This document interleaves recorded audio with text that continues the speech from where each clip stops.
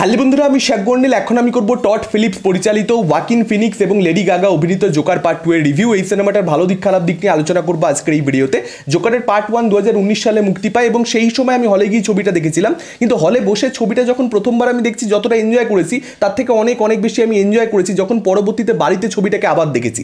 যখন রিওয়াচ করেছি তখন আমি ক্যারেক্টারটার মধ্যে, জোকারের মধ্যে অনেক বেশি ডেপথ খুঁজে পেয়েছি। সেটার একটা কারণ এটা অবশ্যই হতে পারে যে অভিজ্ঞতা আমার বাড়তে থেকেছে, ডে বাই ডে সিনেমা দেখার সম্পর্কে আমার একটা জ্ঞান বাড়তে থেকেছে, সেটা একটা কারণ অবশ্যই হতে পারে। কিন্তু এই পার্ট 2 এর মধ্যে ওই জোকার পার্ট 1 এর যে এসেন্সটা না, সেটা এখানে ডিরেক্টর রিক্রিয়েটই করতে পারেনি। জোকার পার্ট 1 এর মধ্যে যে ম্যাজিকটা হয়, সেই ম্যাজিকটা এখানে জাস্ট তৈরি হয়নি পার্ট 2 এর মধ্যে। জোকার পার্ট 1 এর এক্সপেকটেশন নিয়ে যারা জোকার পার্ট 2 দেখতে যাবে, যেরকমটা আমি করেছিলাম, প্রচণ্ড বেশি হতাশ হয়েছে। কেন হতাশ হয়েছে আমি সে ব্যাপারে পরবর্তীতে আসছি। তবে সবার আগে যদি ছবির গল্প সম্পর্কে সামান্য একটু ধারণা দিয়ে, একেবারে স্পয়লার না দিয়ে, হার্লে কুইনের কি ইনফ্লুয়েন্স জোকারের ওপরে, সেটাকে কেন্দ্র করে এটা একটা রোম্যান্টিক ছবিও বলা যেতে পারে, অ্যাট দ্য সেম টাইম এটা একটা মিউজিক্যালও বটে, আবার এটাকে একটা কোর্টরুম ড্রামাও বলা যেতে পারে। তার কারণ যে ক্রাইমগুলো কমিট করেছে জোকার পার্ট 1 এ, সেটাকে কেন্দ্র করে কোর্টে কেস চলছে। এবার এটাকে একটা ক্যারেক্টার স্টাডিও বলতে পারেন আপনারা, ফার্স্ট পার্টের মতনই। ফার্স্ট পার্টের মতন এটা একটা স্লোপেস ড্রামা, সেটা নিয়ে কোনো রকম কোনো সন্দেহ নেই। ছবির মধ্যে সামান্য কিছু ভালো দিক রয়েছে। সবার আগে কথা বলতে হবে ওয়াকিন ফিনিক্সের পারফরমেন্স নিয়ে। সে ফাটিয়ে কাজ করেছে, অনবদ্য অভিনয় করেছে গোটা ছবি জুড়ে, ফার্স্ট পার্টের মতোই, সেটা নিয়ে কোনো রকম কোনো সন্দেহ নেই। তবে এখানে একটা কথা মেনশন করতেই হবে, ফার্স্ট পার্টে তাকে যত ভালো ইম্প্যাক্টফুল সিন লিখে দেওয়া হয়েছে, সেকেন্ড পার্টে সেই জিনিসটা হয়নি। আমার দর্শক হিসেবে মনে হয়েছে ফার্স্ট পার্টে তার অভিনয় করবার জায়গা অনেক বেশি ছিল। সেকেন্ড পার্টে সে তার অভিনয়ের দিক থেকে কোনো রকম কোনো খামতি রাখেনি।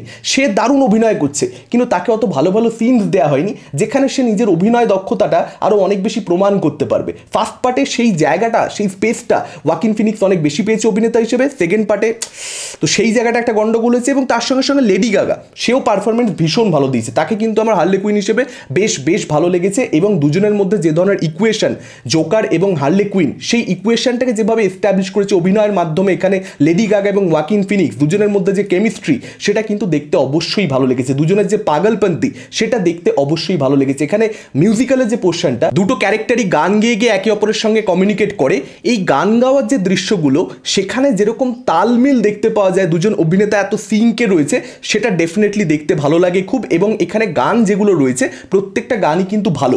যদি প্রশ্ন করা হয় যে গানগুলো কি খুব প্রয়োজনীয়, গানগুলো অনেক বেশি হয়ে গেছে, যদি এই কথাও কেউ বলে যে একটু গানগুলোকে কমানো যেতে পারতো, তাহলে গল্পের খুব একটা বেশি ক্ষতি হতো না, আমি কিন্তু তাদের সঙ্গে একমতই হব। খুব যে প্রয়োজনীয়, এই গানগুলো না রাখলে প্লটটা চেঞ্জ হয়ে যেত বা প্লটটার ইম্প্যাক্ট কিছু কমে যেত, এটা আমি কিন্তু মনে করছি না। তবে গানগুলো শুনতে খুব ভালো লাগে, প্রয়োজনীয় অপ্রয়োজনীয় সেটা পরের কথা, শুনতে খুব ভালো লাগে। ওই সময় একটা গানগুলোর একটা এন্টারটেনিং ভ্যালু পাওয়া যায়। একটা পার্টিকুলার গানের কথা বলবো যেখানে ওয়াকিন ফিনিক্সের পারফরমেন্সও আমার খুব ভালো লেগেছে, গানটাও আমার দুর্দান্ত লেগেছে। টেলিভিশনের সামনে দাঁড়িয়ে ওয়াকিন ফিনিক্স জাস্ট দাঁড়িয়ে দেখছে টেলিভিশন, এবং ওর আশেপাশে প্রচুর লোক রয়েছে। হঠাৎ করে না ও গান গাওয়া শুরু করে, সেই সিনটার আরও ডেপথ রয়েছে, আপনারা সেটা পরে সিনেমা হলে গিয়ে বুঝতে পারবেন, আমি ডিটেলসে ঢুকছি না। কিন্তু সেই গানটা একটা ওয়ান শট, এবং সেখানে ওয়াকিন ফিনিক্স গানটা গাইছে, অপূর্ব লাগে। ওয়াকিন ফিনিক্স ওই পার্টিকুলার সিনে ফাটিয়ে দিয়েছে জাস্ট। এবং প্রোডাকশন ভ্যালু রয়েছে, টেকনিক্যালি ছবিটা খুবই সাউন্ডেড, সেটা নিয়ে কোনো রকম কোনো সন্দেহ নেই। টড ফিলিপস ফার্স্ট পার্টেও যেরকম ওয়াকিন ফিনিক্সের অভিনয় এবং তার সঙ্গে মিউজিকের ওপরে প্রচণ্ড বেশি ডিপেন্ডেন্ট হয়েছিলেন ড্রামা তৈরি করবার জন্য, সেই কাজটা তিনি এখানেও করেছেন। এখানেও কিন্তু মিউজিকের উপরে হাইলাইট রয়েছে, মানে মিউজিক কিন্তু আলাদা করে যত্ন নিয়ে তৈরি করা হয়েছে। ব্যাকগ্রাউন্ড মিউজিকের কথা বলছি, গান তো বললামই, ব্যাকগ্রাউন্ড মিউজিক কিন্তু এই ছবিতে বেশ ভালো। ফার্স্ট পার্টের মতো নয় অবভিয়াসলি, ফার্স্ট পার্টে যে ইম্প্যাক্টটা মিউজিক দিতে পারছে সেকেন্ড পার্টে সেই জিনিসটা হচ্ছে না, কিন্তু তবুও আমি বলবো সেটা ভালো। আর গ্যারি ক্যারেক্টারটার সঙ্গে কোর্টরুমের মধ্যে একটা পার্টিকুলার মোমেন্ট রয়েছে জোকারের, সেই পার্টিকুলার মোমেন্টটা ডেফিনেটলি টাচ করতে পারে। এটা ফার্স্ট পার্টেরই অ্যাকচুয়ালি সুফল বলা যেতে পারে, যেটা সেকেন্ড পার্ট এখানে ভোগ করছে। ফার্স্ট পার্টে গ্যারি ক্যারেক্টারটা কেমনভাবে একটা সিন দেওয়া ছিল, সেই জন্যই অ্যাকচুয়ালি এই সিনটা ভালো লাগছে সেকেন্ড পার্টে। এবার যদি ছবিটার আমি খারাপ দিক নিয়ে কথা বলি, নেগেটিভ সাইড নিয়ে কথা বলি, প্রথম খারাপ দিক হচ্ছে দেখুন রাইটিংটা এই ছবিতে একেবারে হয়নি। স্ক্রিন প্লে রাইটিংটা, মানে এই ছবিটা প্রচণ্ড ড্র্যাগড। এই ছবিটা প্রচণ্ড বোর করে, খুবই বোর করে, মানে আপনি ঘুমিয়েও পড়তে পারেন। অনেকেই আমি দেখছিলাম আশেপাশে রীতিমতো ঘুমিয়ে পড়ছে, তারা কিন্তু মানে জোকার ফার্স্ট পার্টটা ভালোবেসেছে বলেই এসেছে, কিন্তু সকালবেলা একে, তার মধ্যে বৃষ্টি হয়েছে, ওয়েদার একটু ভালো, এসি চলছে, তার মধ্যে সিনেমার এরকম ঝিমঝিমানি চলছে। সিরিয়াসলি বলছি, খুব বোরিং সিনেমা হয়েছে, প্রচণ্ড বোরিং সিনেমা। ফার্স্ট পার্ট আবারও বলছি, ওটাও স্লোপেস ড্রামা, ওটাও ক্যারেক্টার স্টাডি। স্লোপেস ড্রামা দেখার অভ্যেস আমার প্রচণ্ড পরিমাণে রয়েছে, কিন্তু ওই ছবিটা কিন্তু কোনো মোমেন্টে আপনি চোখের পলক ফেলতে পারবেন না।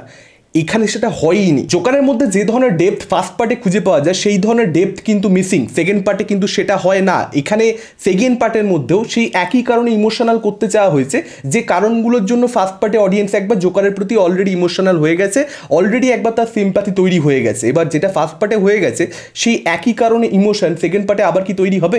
সেই জিনিসটা তো হওয়া সম্ভব নয়। এখানেই তো সব থেকে বড় ব্লান্ডারটা হয়ে গেছে। নতুন যে সমস্ত কারণ এখানে মেকাররা দিয়েছে, যেগুলোর জন্য তারা চাইছে আর কি যে অডিয়েন্স একটুখানি সিম্প্যাথেটিক জোকারের প্রতি হোক, একটু ইমোশনাল ফিল করুক, সেই কারণগুলো খুবই উইক, সেই কারণগুলো খুবই ব্যাডলি প্রেজেন্টেড। ফলত সেই কারণগুলোর জন্য ইমোশনাল হওয়া যায় না। কোনো ধরনের ইনভেস্টমেন্ট এখানে জোকারের সঙ্গে অডিয়েন্সের গড়ে উঠছে না, এবং সেখানেই এই ছবিটার সব থেকে বড় ব্যর্থতা।